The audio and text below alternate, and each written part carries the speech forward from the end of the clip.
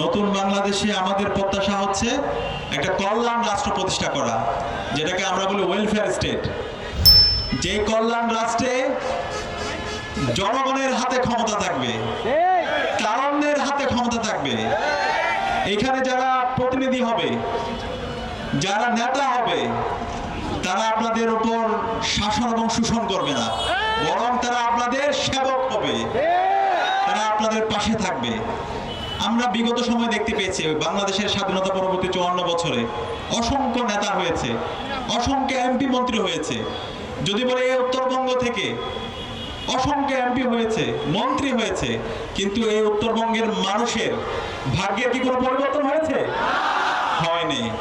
এই উত্তরবঙ্গে যে অপার সম্ভাবনা আছে, এই উত্তরবঙ্গের মাটি ও মানুষের যে সম্ভাবনা, সেই সম্ভাবনাগুলোকে সারা দেশের মানুষের কাছে হাজির করার সুযোগ করে দেওয়া হয়নি। এই উত্তরবঙ্গে পরিচালিত হয়েছে ভারতের প্রেসক্রিপশনের মাধ্যমে, দিল্লির দালালদের মাধ্যমে উত্তরবঙ্গ পরিচালিত হয়েছে।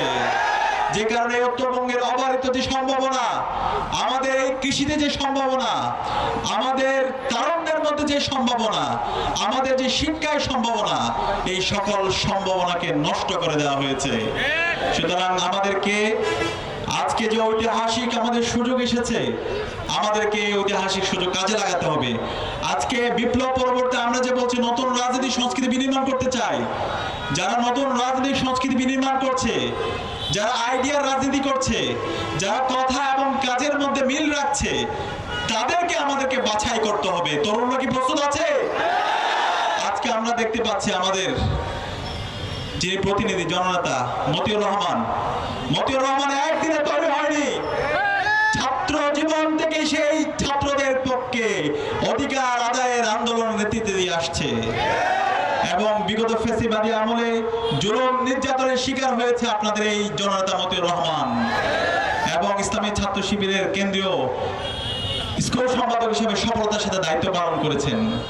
এই ধরনের একজন জননেতা যদি এই অঞ্চলের মানুষের প্রতিনিধি হিসাবে সেবা করার সুযোগ পায়, আমি বিশ্বাস করি দিনাজপুরের চেহারা পাল্টে যাবে ইনশাআল্লাহ।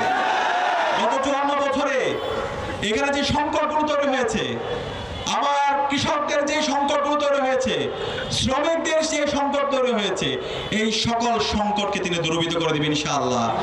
তিনি আপনাদের নেতা হবে না, তিনি আপনাদের সেবক হবেন ইনশাআল্লাহ। তার কাজের মাধ্যমে তিনি প্রমাণ করেছেন।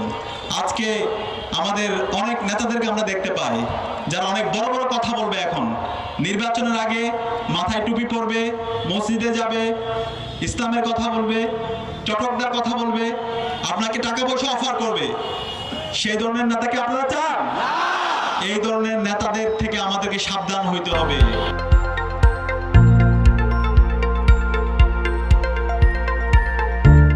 দিনাজপুর টিভি মানুষের জীবনের কথা বলে।